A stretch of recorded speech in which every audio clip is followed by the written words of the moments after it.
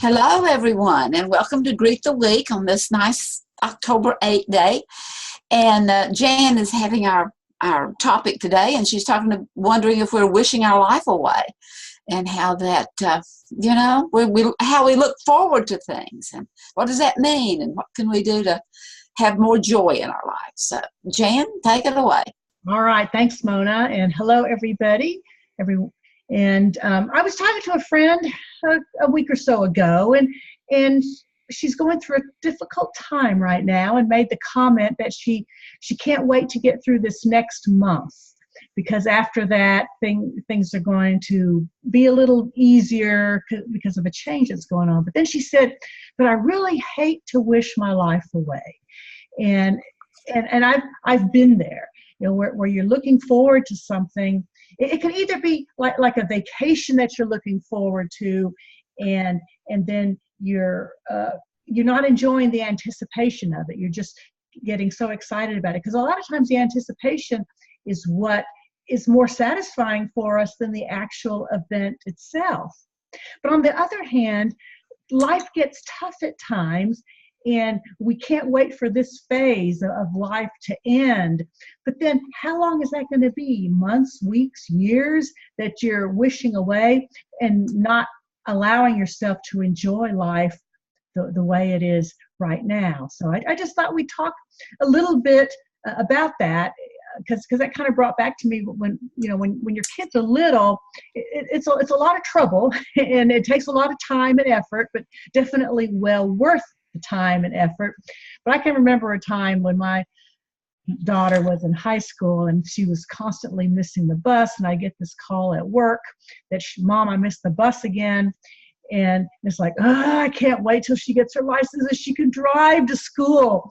But then I'm thinking, okay, they're only going to be teenagers for a while. Yes, this is a stressful time in a parent's life, but how can I enjoy being with my children and enjoy this time, even with all of the struggles and the troubles. Yeah, and even when she gets her license, then there's a new worry there. There's a new one, exactly. So you keep pushing it out there as to when am I going to enjoy myself? When am I going to enjoy life? I keep hoping for this next phase to get here. But you're right, you don't know what that next phase is going to bring you, and it may be even worse than this phase you have, right? Right. It's when Mom's prayers get caught up and Dad's prayers get caught up when the kid gets their driver's license. And so I'm wondering, whenever I saw that's what the topic you had chosen, and I was putting some thought to it, I thought, is that life telling us to live in the moment? Yeah. To live in the now, to appreciate what's going on right here, right now, because this is the only second at our disposal. Right. Never get it back.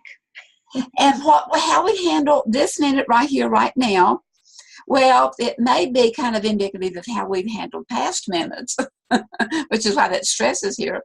But how we handle this one is going to help to accumulate as to how we handle the ones in the future. Yeah. Yeah. And it is also realizing that we have these needs inside of us. And one of those needs inside of us is to accomplish. And so the accomplishment date may be down here, but there are things we need to do in order to get ready for down here. Right. And then we can enjoy those. And like the trip example, the planning for the trip and looking into all the exciting places you're going to go visit, the things you want to do. And which route to take. Yeah.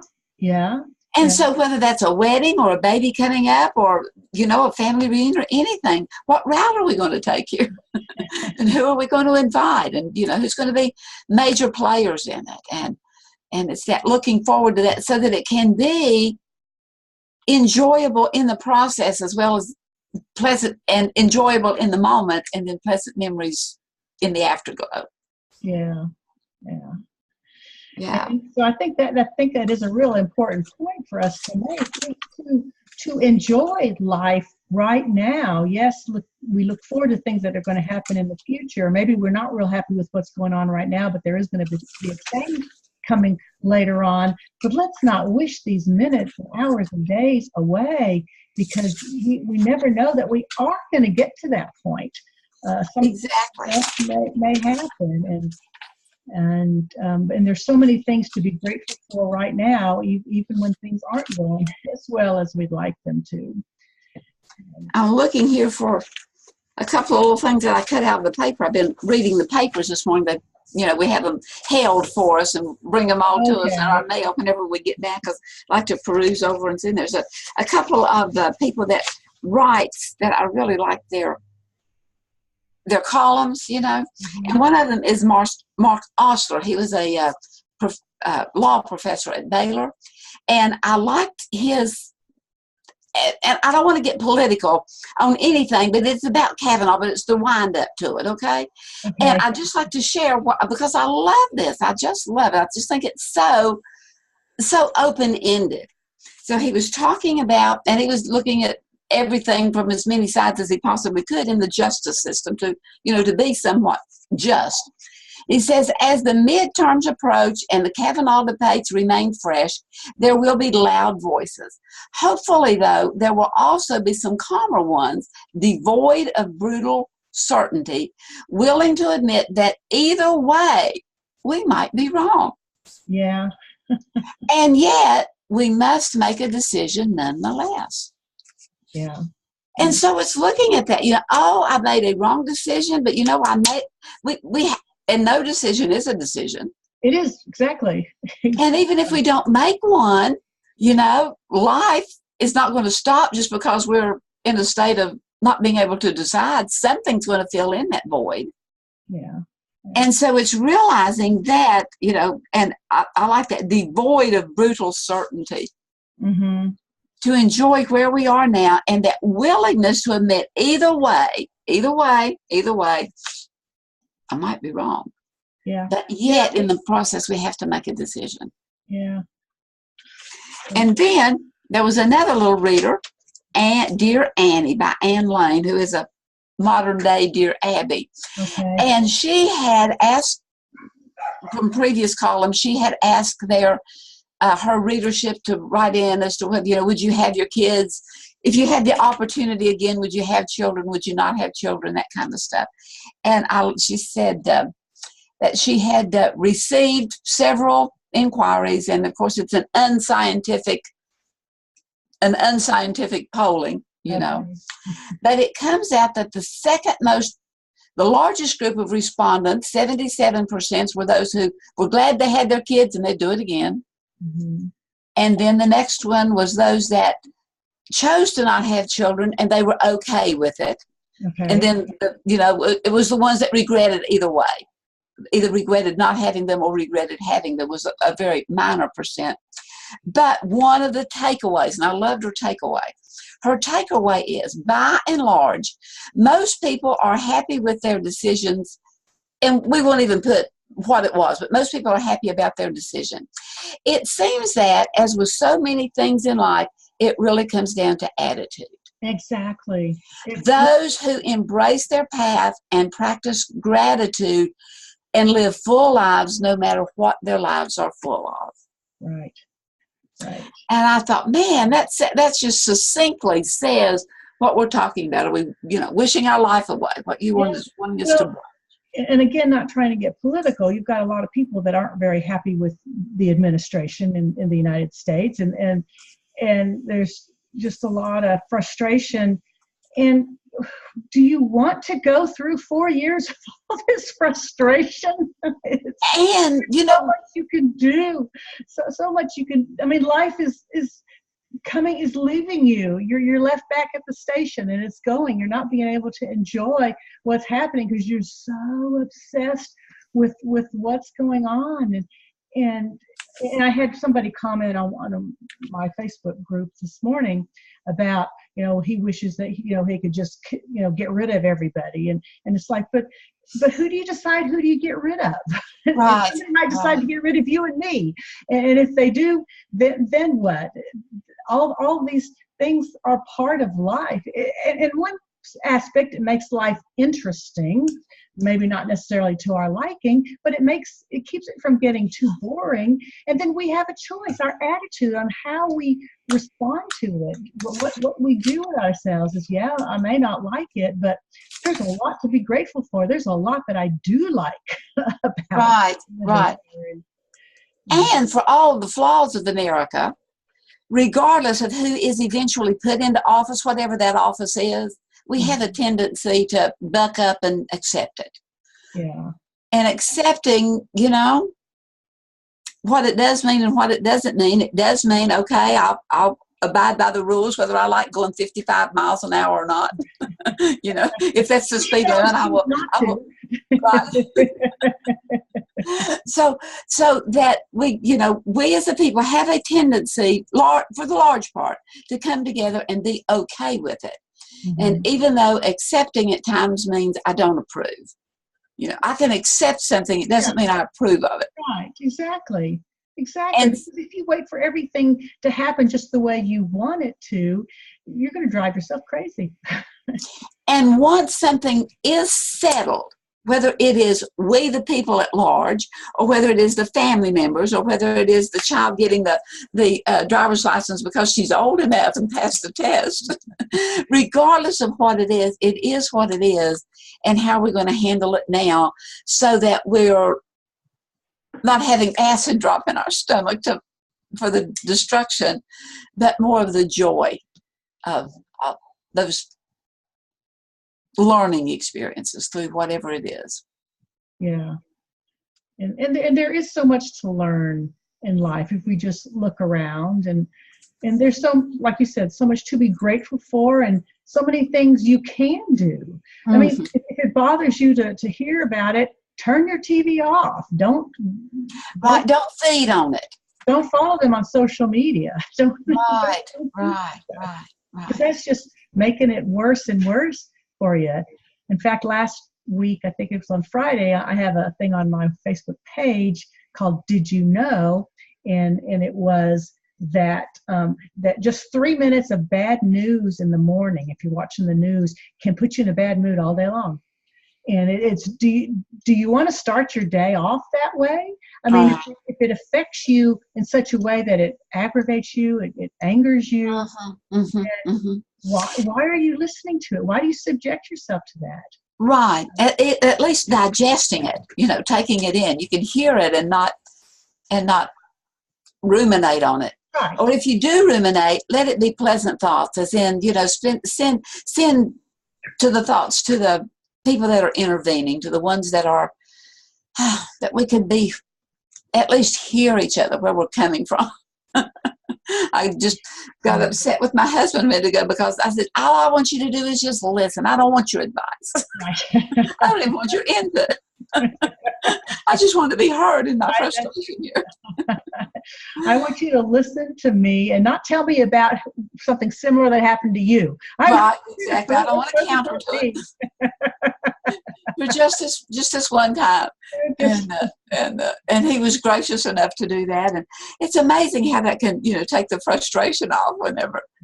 Yeah. Just hear me, and then he was also gracious enough to not only hear me but to say, I do kind of understand. I've been through similar experiences. Yeah. But yeah, to just and even in that difficulty, if it is difficult, it's realizing that we have such creative ideas. Mm-hmm. Creative ideas. And our creative system has no filters. One example that I like to use frequently for our creative system is going to always come up with something. I mean, what's the mother of invention? Oh, yeah, need. Yeah. And so that need's going to come up with something, whether it's kind of whimsical or nonsensical or pleasant or not so pleasant, but it'll come up with something because there's no filters on it. And that's, as we have to see if it's effective or not so effective, that then we can begin to, look at the creative idea that we had. But looking back at the genius mind that for whatever reason came up with making dynamite and an atomic bomb, you know, is the same genius mind that in time down the road came up with a peace prize. Instead of making war, let's make peace. Yeah. And let's, you know, it's that creative mind. And so our creative mind, whenever we're in those dread situations or those looking for situations, but yet not knowing, you know, wanting it to get there so we can get past it or whatever it is, put a little thought into it that it's going to enjoy the journey as much as the destination. I think that's one of the comments that Jerry made a couple of weeks ago. Is it the journey, or is it you know, just getting there? You know, I'm having a little bit of problem listening to you two. Okay. Okay. Discerning the difference between what you're recommending and apathy or indifference. Okay. Or even worse, irresponsibility. Okay. Irresponsibility. It almost sounds like when there's a problem, in order to maintain our, I'll call it happiness or whatever you want to say, you almost have to ignore it or be indifferent to it, and that becomes irresponsible. I have a very hard time discerning the difference between what you're recommending and what is irresponsible. Okay, Jan, you want to go with that? Sure. I mean, I don't mean that at all. When things happen to you, you need to do something about it. And I mean, like with my daughter, when she was always calling me to come pick her up and take her to school, I made the choice to leave work and go get her and take her to school because I knew that she would stay home otherwise, and it was more important for me that she go to school. But so I addressed it. It's not that I ignored the phone calls and didn't do anything about it. I did work with her and I did talk with her to try to do something about it. And I don't remember if eventually she was going or not, but I learned not to allow that to ruin my day. I know when 9 o'clock got to 9 o'clock, you know, in the morning, I've always had this little bit of anxiety. Oh, am I going to get the phone call today? But I worked through it. It's not that I ignored it or pretended like it didn't happen, because no, I agree with you. If you ignore something, it'll come up and catch up with you later on. Well, yeah, that was close enough in your life that you had to do something. I mean, yeah, you didn't have to, but that's a really close right there in front of you, right in your life. Yeah. But what about other issues that are large scale, national issues, things that are not things that you don't have to immediately address? What about that sort of thing? I like Dr. William Glasser, and it's looking at what you can control and what you cannot control. Mm-hmm. And some things, you know, you have direct control over, and that happens to be the thoughts we think and the actions we take. And by default, we have control over the feelings that we feel.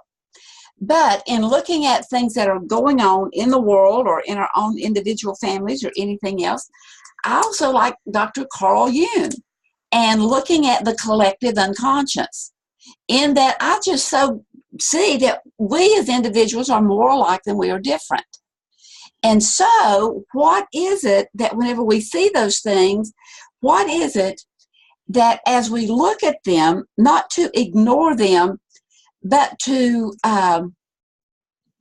you know, if your child is acting up and you ignore the child acting up, first of all, that ignoring it is sending out a message of disconnect. But if we look at the fact that we're going to overlook it, not that you don't speak up and say something, but we overlook that initial rebellion of the kid or acting out of the child, we're going to be able to connect more with that individual. And I see that on a national scale. You know what? I just want to send pleasant thoughts.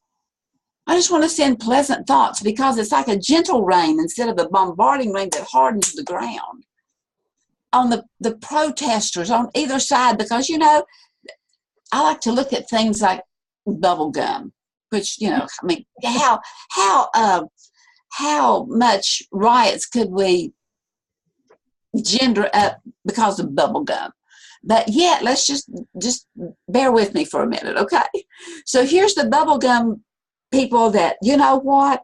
I can't stand those who chew bubble gum. This is the anti-bubble gum people. Those who chew bubble gum, I mean, it's so much worse than if you're chewing gum, because they're always bigger swatches of bubble gum, and they're chomping away and look like a cow chewing a cud, and all of a sudden these projectiles come out of their mouth and those bubbles and all that kind of stuff. But the pro-bubblegum people are saying, but you know what? All that external, it's keeping the juices flowing, and you're more loquacious, you're more talkative, and all this, and so it's back and forth, back and forth, back and forth. You're right, you're wrong, you're right, I'm right, you're right, you're right. And so the anti-bubblegum people just throws bubblegum on them, just throws it down on the ground and says, well, here's what I think about your bubblegum, and the other one goes over and steps on it, and I'll show you what I think about your bubblegum. And the thing of it is, each one has spewed their venom on the other. The anti-bubblegum has spewed her venom on the pro-bubblegum, and the pro-bubblegum people have spewed their anti-venom on the non-pro-bubblegum people. And it's got to stop somewhere. And as Gandhi said, you be the change you want to see in the world. So the change I want to be is toward peace. And I got to have that peace within me before I can pass it on to anyone else. And so chew bubblegum, it's not that big a deal. And a lot of things is not that big a deal when we get right down to the humanity of each individual. And so it's speaking up,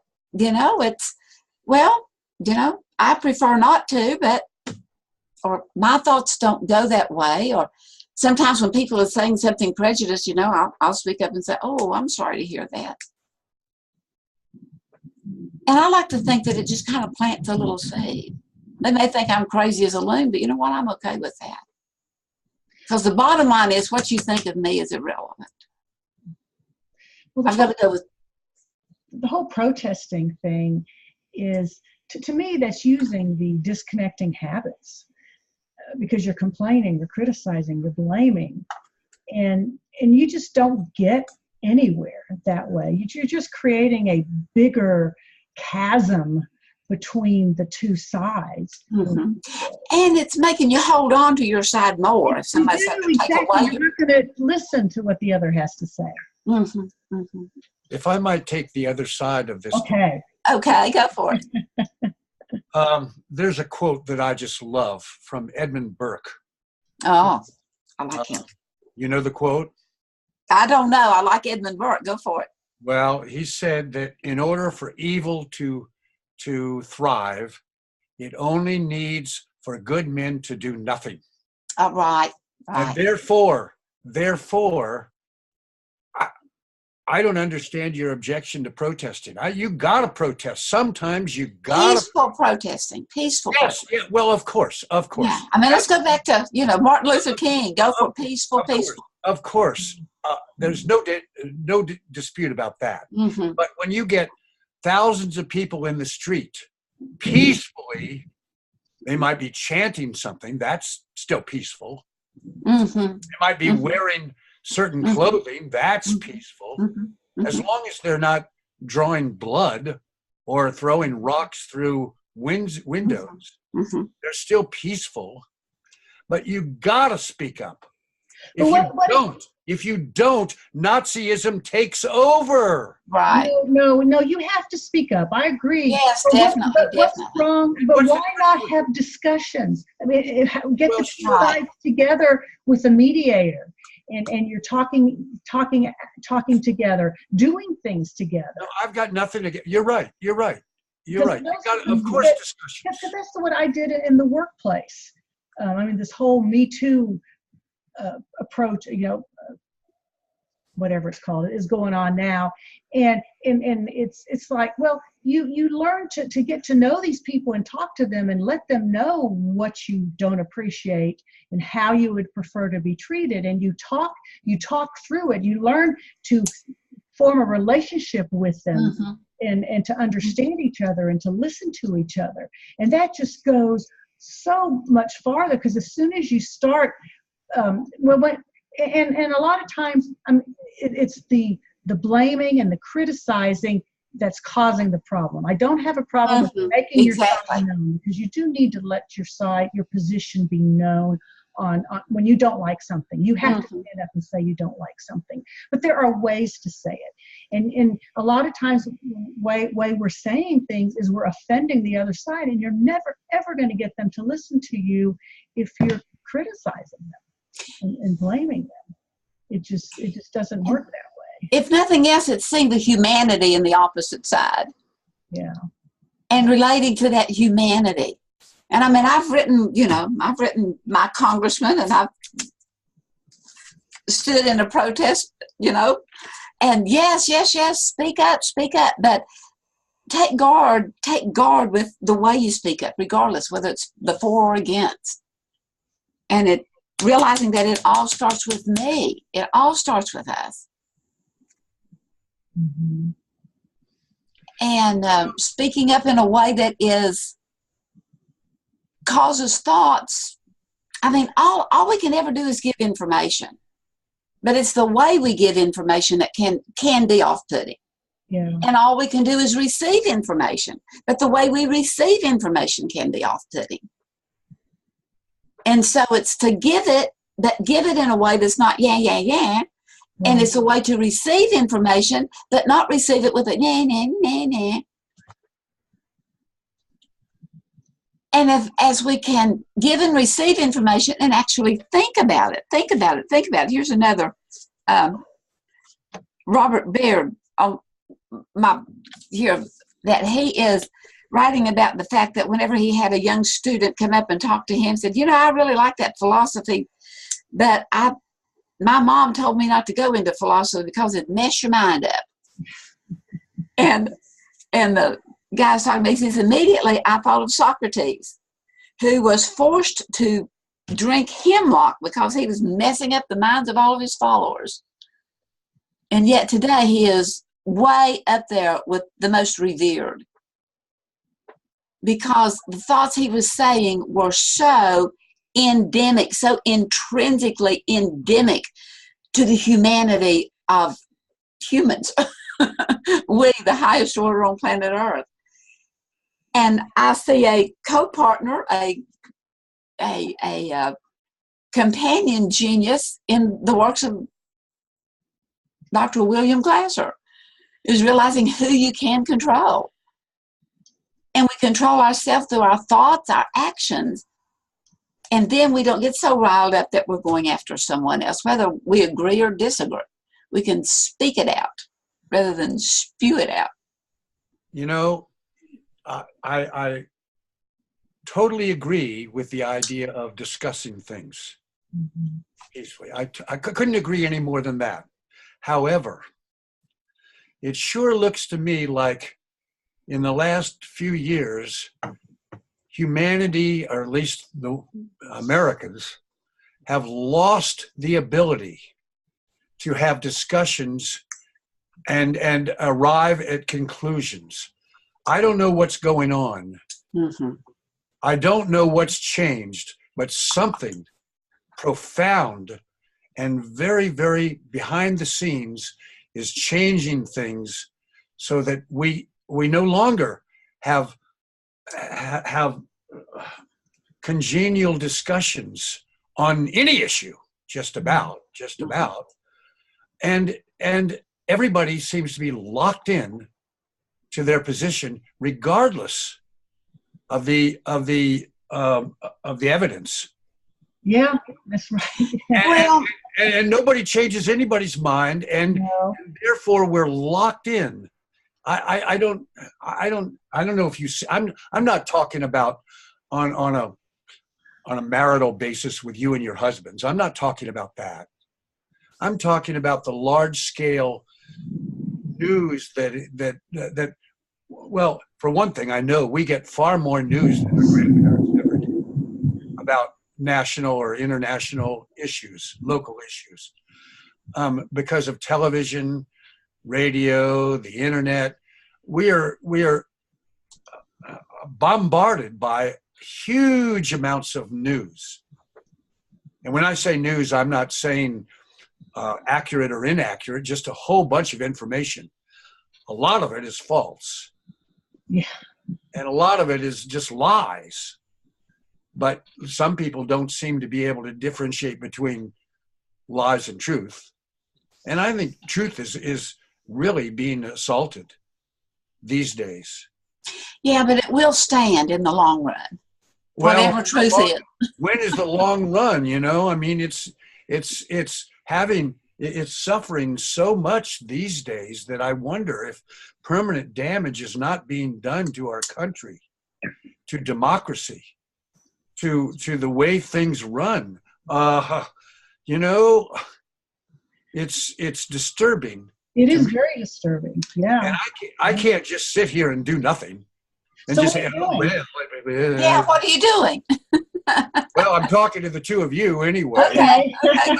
I don't have any power to do anything. Nobody, you know. And you're writing your articles about Sudoku. Now, well, yeah. Listen to me. Listen, hear me. That's fantastic, because you are helping people to see that there can be some problem solved, because everything does have something that will make it more peaceful, more accurate. But you can solve that problem without being angry about it. Or you can put the wrong number in and big deal. Change your mind and put another number in there. Well, that's one of the reasons why I love Sudoku, because either you're right or you're wrong. There's no gray area in between to argue about. There's no need for, I mean, it's totally objective. There's no subjectivity about it at all. And you can prove that you're right or you're wrong. What are Jan and I doing? We're talking with the public at large. What am I doing? I'm teaching the world choice theory. So is Jan. Because it is a theory. It is a theory that if we are more in control of our choices, and because we have thought about it, let it mess with our mind, you know, let's compare it. I do like it. I don't like it. Oh, it's kind of confusing. I don't know if I like it. I don't know if I don't like it. Let me think it through. Let me see. Understand. Let me continue to see the humanity in that person, whether I agree or disagree. And let me write an article. Let me put it on the blog. Let me put it on Facebook. Let me put it out there. And maybe other people will say, well, that lady's crazy as a loon, but that's another thought. I never thought about that before. Well, just as a side thing here, what makes you think loons are so crazy? Well, exactly. That is the second time you used that expression, craziest loon. And I don't know whether Dr. Glasser would agree with you that loons are crazy. Touche. Thank you very much. Yes, I use that expression a lot, because when loons, you know, are you familiar how whatever they light, they don't have an easy landing. And they flop around, they can't get their balance, and it comes across, that's pretty crazy to have been so elegant in flight, and then you come down and, you know, and then their sound that they make also is a little bit. Yeah, have you ever heard a loon calling out? I have, and it's a little crazy too. Sounds a little crazy. It does sound kind of crazy, but I don't know. I mean, I don't speak loonese. Touche. I don't either. So we're not so sure what they're saying, but yeah. Anyway, but that loon has a purpose on planet Earth. That's right. Oh, sure. It has a purpose on planet Earth. You know, what Glasser says is, to me at least, it makes a lot of sense. You can only control yourself. You can't control anybody else. And that, to me, is undeniable, and that's Yeah. maybe the basis of his philosophy. And we influence others, but let's influence them in a way that is good for the whole. Which is, let me spout out what I see, and you spout out what you see. But let's not spew it out. Let's say it. And then let me think about it. You may have a little ounce of truth, but maybe not. And well, I saw a post on Facebook a couple of weeks ago. Somebody saying that we were taught not to talk about anything except for religion and politics. And it says maybe we should have been taught how to talk to people about religion and politics. Exactly. And I think that's where we are right now. We need to learn how to talk about these difficult discussions, and don't just say all of a sudden, if I find out that your opinion is different from mine, that I'm not going to talk to you. I don't want anything to do with you, and I'm going to disagree with everything you say. So let's get those discussions going. Let's talk about the difficult discussions and try to find some common ground, because we have a lot more in common with each other than different. That's true. But these days, almost everybody avoids discussions about religious and politics. So how do you ever know whether you agree or disagree? If you don't, some do, and a large amount do. If you don't ever talk about it, how do you? I have a group of people that do you know what pickleball is? Yes. I play pickleball. I've discovered it a couple of years ago, and I love it. I've never played it, but I've heard about it. Well, it's kind of halfway between tennis and ping pong. Yeah. If you can imagine. Yeah. Halfway between, and it's good exercise for us older folks who can't do tennis anymore, but pickleball's just about right. Anyway, there's a whole bunch of people, maybe 35 or so, and we get together 3 times a week and we play pickleball. But everybody's afraid to talk about politics, so we never do. But you never know, you might be agreeing with somebody and or not. But if you never talk about an issue, then how's anything ever going to get resolved? You take politics off the table, except for on television or at political parties. You take politics off the table, then you're never going to, you don't face the issue.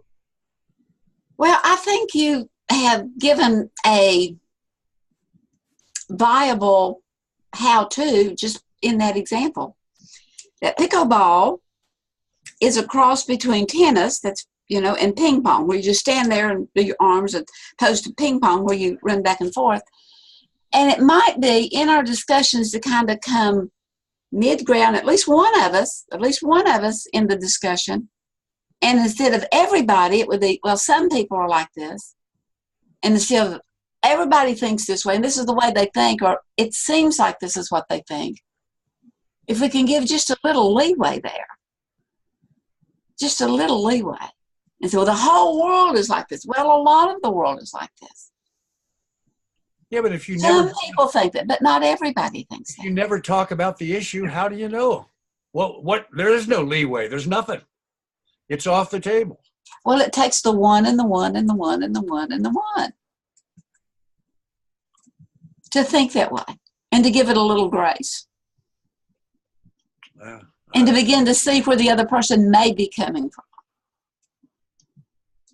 But that's a good point. So maybe we start a movement of the discussion, the difficult discussions, where we have those conversations, because we need to be having those conversations and talking with each other instead of just talking with people who believe the way we believe. Mm-hmm. Yeah, mm-hmm. But you never know. But you never know, and maybe, well, at where I worked previously, there was someone in the position of authority that just definitively knew where everyone was coming from. Had this divine inspiration, I guess, or had this ability to read minds or something, and was just constantly saying, well, he thinks or she thinks of it. And so and it was just pressure, pressure, pressure. And I'm thinking, how can I help this person to open their mind just a dab? And as kindly as I possibly could, although it wasn't always received as being kind, you know, like this person said, well, they got that coat on, they're just trying to show off. It's not even cold in here. And I just spoke up and said, well, they might be. You know, they might be cold. And, you know, she walked away. No, they're just showing off because they got a new coat and they got to wear it in the house. And then she put up a rule. You can't wear coats in the house, whether you're cold or not. You see, it's just beginning to eventually, to say something, well, I don't know if that's what they think or not. I can't read anyone's mind. I don't have that power. And eventually that lady got to the point that, yeah, I know. You don't know what they think. I don't. So I'm going to give a little leeway there. Because I do know, here's what I do know is, at least I think I know this, is that they are a person of infinite worth and value. And therefore, I'm going to give them a little leeway. I'm going to give them room to grow. And would you please give me room to grow? Right. Room to grow, room to grow. And sometimes that room to grow is, instead of saying everybody is this way, to say, well, some are that way. And they seem to be the ones that are the most vocal. Right. But sometimes, you know, it may be the ones that are the most kind. And maybe vocal as in speaking out, but not vocal as in shouting out. That makes, like, I'm thinking of the Gandhis and who was the guy that was in prison for so long for solidarity? What's his name? No. Yeah. Well, we're way over our time today, but this is a great discussion, and I hope people watching this on YouTube later on, if you have any comments, please leave them for us. You know, if you like this kind of discussion, let us know, and we'll see what we can do. Because we do need to talk about it. We do need to open up to what other people think and really listen to what they have to say. So thanks, and we'll see you next week. Okay, so long.